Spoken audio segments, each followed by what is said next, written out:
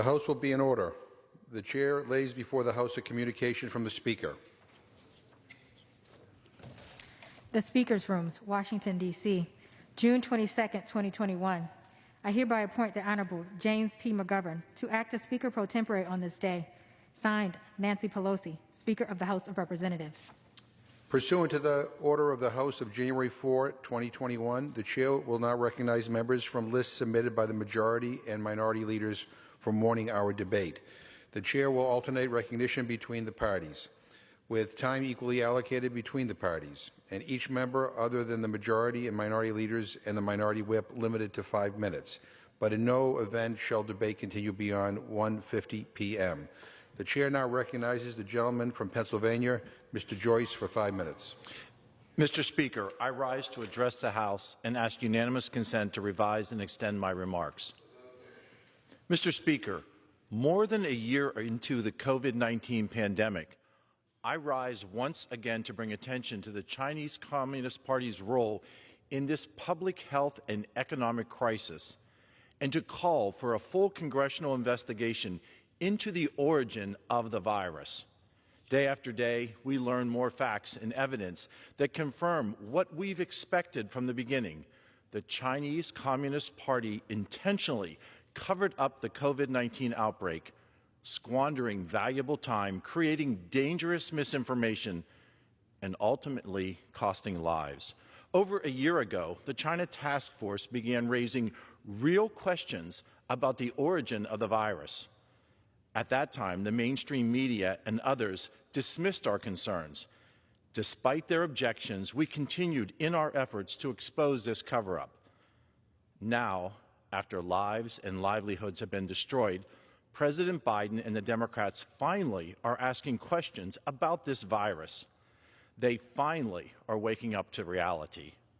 Not only did this pandemic start in China, but the World Health Organization acted as a willing pawn of the Chinese government to cover up this virus and hide it from the world. After taking office, one of President Biden's first actions was rejoining the World Health Organization at taxpayers' expense, without requiring a single reform to its corrupt culture. Time and time again, President Biden has failed to hold the Chinese Communist Party accountable. Now this Congress must act. Last year, the China Task Force developed more than 400 common-sense solutions to counter the Chinese Communist Party's threat to our health, our economy, and our way of life. We could start by implementing these legislative solutions and restoring America's leadership in the 21st century innovation. As a Congress, we also should build upon the China Task Force investigation into the COVID-19 pandemic origin, including whether the virus was engineered at the Wuhan lab. Why delay? How many more Americans will need to be infected before we say enough? As my friend Leader McCarthy has outlined, we need to demand transparency, and we must seek justice. We need to get to the bottom of this question and allow the truth to come to light. Thanks to American ingenuity, resilience, and perseverance, our nation has embarked on the long path to recovery. However, while new virus cases are on the decline, the pandemic isn't over. For the families of more than 600,000 Americans who have died from COVID-19, grief still lingers. For the thousands of Americans struggling with post-COVID syndrome, the virus remains a central part of their lives each and every day. For small business leaders struggling to keep their doors open amid the current workforce shortage, there is still a crisis. Holding China accountable for the pandemic is still very relevant. We cannot drag our feet. We cannot just move on. This is the time for Congress to get serious about our oversight responsibilities and fully investigate the origin of COVID-19 pandemic. Today, I urge Speaker Pelosi and House Democrats to join with Republicans in exposing this regime's blame in the pandemic and demanding answers from the Chinese Communist Party. We must ensure that this hostile regime never again is allowed to unleash a virus onto our shores. As we have seen, lives and livelihood are on the line. Thank you, and I yield. Gentleman yields back. The chair now recognizes the gentleman from Texas, Mr. Nels, for 5 minutes. Mr. Speaker, more than 600,000 Americans have reportedly died from COVID-19. Grandfathers, grandmothers, fathers, mothers, brothers, sisters, sons, and daughters. The true toll of this disease will never be fully understood. Not only the loss of life, but the loss of the means to provide for one's family for those who survived, the mental anguish over the loss of a loved one, the fear and uncertainty of the future. It's unfortunate that despite all this suffering, COVID-19 has devolved into a partisan issue, each side bickering as to who's to blame. Despite that, science is not a partisan issue. The facts are this disease killed hundreds of thousands of Americans. It's one of the deadliest diseases to ever hit America. And for good reason, many Americans want to know how it happened to ensure it never happens again. That should be a bipartisan pursuit. But unfortunately, my colleagues across the aisle, led by Speaker Pelosi, have stonewalled our attempts to investigate the origins of COVID-19. And they've done so even in the face of mounting evidence and unanswered questions. There have been so many theories circulating as to how COVID-19 originated. Some in the scientific community say it was of natural origins. Some say it was of man-made origins. Can we expect the American people to educate themselves on virology and the origins of COVID-19? No. What we can expect is they demand Congress do its job, investigates, and gets to the bottom of exactly where this virus came from and how it was so devastating to America. What we know based on evidence and research is that this virus didn't have to be as deadly as it was. Attempts by the Chinese Communist Party to cover up and deceive delay global readiness in preparing for the devastation of COVID-19. A 2020 report by the University of Southampton found if interventions in China would have been conducted 1 week earlier, cases could have been reduced by 66%. 2 weeks earlier, cases could have been reduced by 86%. And if interventions by China had been conducted 3 weeks earlier, cases could have been reduced by 95%.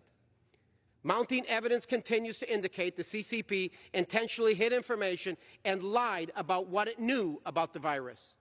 Additionally, World Health Organization Director General Tedros Adhanom knowingly and willfully downplayed or outright denied the Chinese Communist Party's negligence and instead chose to cower rather than stand up for the international community.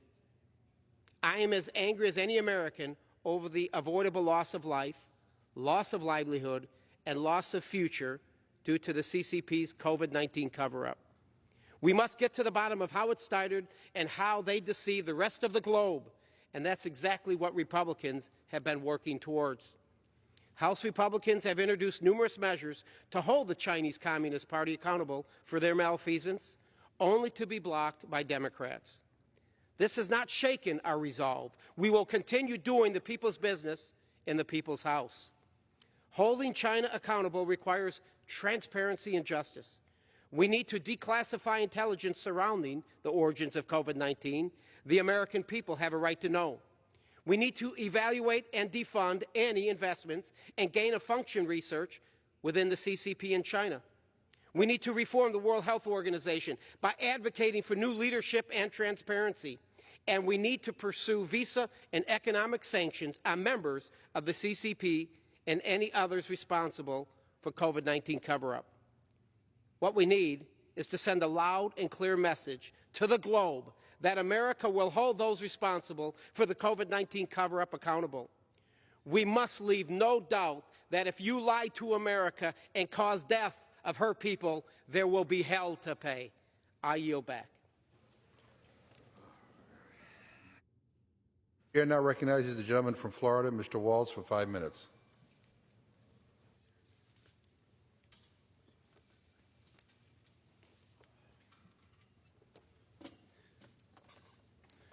Mr. Speaker, I seek permission to address the House. The gentleman is recognized. Mr. Speaker, I rise today to talk about our local allies in Afghanistan, those that are trying to come to the United States through the Special Immigrant Visa Program. Beside me here is one of the brave Afghan interpreters that stood alongside my Special Forces unit, my fellow Green Berets in Afghanistan during one of my tours. He volunteered for that duty. He stood with us in combat. He faced extremism head on. And when these brave Afghans stand up, Mr. Speaker, to stand with us, to stand with our soldiers as a critical asset that enables us to deal with the populace and to communicate with the populace that we're trying to protect, but also fight alongside our Afghan security forces partners, we could not do what we have done in the last 20 years in Afghanistan and around the world, in places like Yemen, Syria, Iraq, in places like Africa, without these brave individuals that not only put their lives on the line, put their families' lives on the line to stand with us against extremism. We called him Spartacus. We didn't use his real name because if the Taliban found out that he was with us, they would not only track him down, they would track his entire family down. Well, unfortunately, after our redeployment, Mr. Speaker, the very thing that he needed to get a visa to the United States, the identification paperwork that he had fought with the United States, that he had fought with America, was found on him in a Taliban checkpoint. He was taken back to his home village and beheaded, along with his brothers and cousins in his family. This story of Spartacus is happening right now as we speak. The Taliban, as they slowly and methodically take over Afghanistan, are hunting these brave individuals down who stood with us against extremism. And we need to ask ourselves as Americans, what message are we sending in terms of keeping our promises, not only with the Afghans, but again, around the world. The bottom line is we need to get them out. We have a moral obligation to get them out. This is not just a moral obligation, but it's a national security obligation. The State Department has a 14-step process that takes over a year to do the appropriate vetting and to sign these visas. We don't have time for that anymore, with U.S. forces withdrawing within weeks. The Defense Department is ready to do an evacuation right now. The governor of Guam has said he is ready to accept these people, as they have done with our partners in South Vietnam, as they did with the South Koreans, as they've done with Cubans. We can process in a safe third country and then bring those individuals home. The Defense Department says they're ready. Guam says they're ready. Everyone is waiting on the green light from the White House. Where is that green light, Mr. Speaker? Where is it? Will President Biden stand up and stand with those and do the right thing with those of us that fought with us? And I have to be candid. He hasn't always done so. He didn't support the evacuation of our South Vietnamese allies when he was a senator. I pray and hope he will correct that past sin and stand with those who stood with us against extremism. I mentioned this as a national security issue as well. The chairman of the Joint Chiefs, Mr. Speaker, just testified that he believes there is a decent likelihood, a medium probability, that al-Qaeda will come roaring back in the wake of our withdrawal. So we must also ask ourselves, when our soldiers have to go back into Afghanistan, who are they going to have to fight alongside? Will they have anyone left that will not have been hunted down like Spartacus is? And finally, this isn't just an interpreter issue.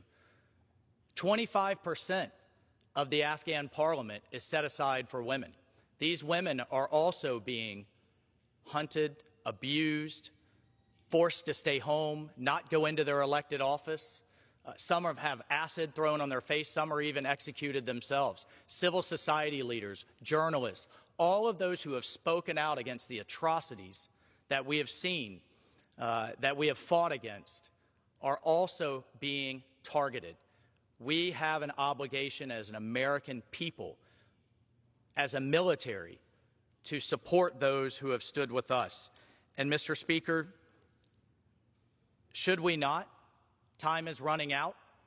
The world is watching. And when that last American soldier goes wheels up, these people will have a death sentence, and there will be blood on this administration's hand. I thank you, Mr. Speaker, and I yield my time. The gentleman yields back his time. The chair now recognizes the gentleman from Kentucky, Mr. Comer, for 5 minutes. Mr. Speaker, I rise to congratulate Terry Hamby of Trigg County, Kentucky, for receiving the Distinguished Public Service Award for his outstanding leadership as chairman of the World War I Centennial Commission. Under Terry's leadership, the commission completed the construction of the United States National War Memorial here in Washington. There is no one who better understands the sacrifices of our service members than Terry. He served for 26 years in our nation's military, first in the Naval Air Wing during the Vietnam War before joining the U.S. Army Reserves. After his retirement, Terry continued to honor and serve our nation's military and was appointed to the World War I Centennial Commission and elected chairman in 2017. In just 4 years under his leadership, the United States War Memorial was completed and opened to the public. I'm privileged to represent Terry in Congress and appreciate all he does to recognize our nation's military. I join Terry's family, friends, and all of those impacted by his life of service in congratulating him on this enormous contribution to our nation. Mr. Speaker, I rise today to congratulate Mr. Vernon Anderson of Callaway County on his induction into the Kentucky Trap League Hall of Fame. Vernon has qualified 10 times for the Kentucky State Trap Team and has been a member of the Kentucky Trap League Board of Directors for the past 12 years. He humbly describes himself as a consistently good trap shooter, but anyone who can hit 99 out of 100 moving targets at various distances is nothing less but a great shot. Vernon has always paved the way for younger generations to participate in trap shooting. In 2015, his activism led to trap shooting become an official high school sport in Kentucky. He then became Callaway County's high school coach, where he has passed on his knowledge and passion for the sport to students. Once again, I'd like to congratulate my friend Vernon on this great honor and thank him for his continued service to the students of Callaway County, Kentucky. Mr. Speaker, I rise to discuss the current state of our economy. With ill-advised lockdowns finally ending, our economy should be firing on all cylinders. Unfortunately, we're in many ways stuck in the mud. America has seen a string of disappointing jobs reports that fall short of expectations. And excessive government spending is driving up what is effectively a tax increase on every American: inflation. Over 8 million jobs are available, even as the government pays people not to work. This is creating a dramatic workforce shortage and forcing our job creators to compete with the heavy hand of government.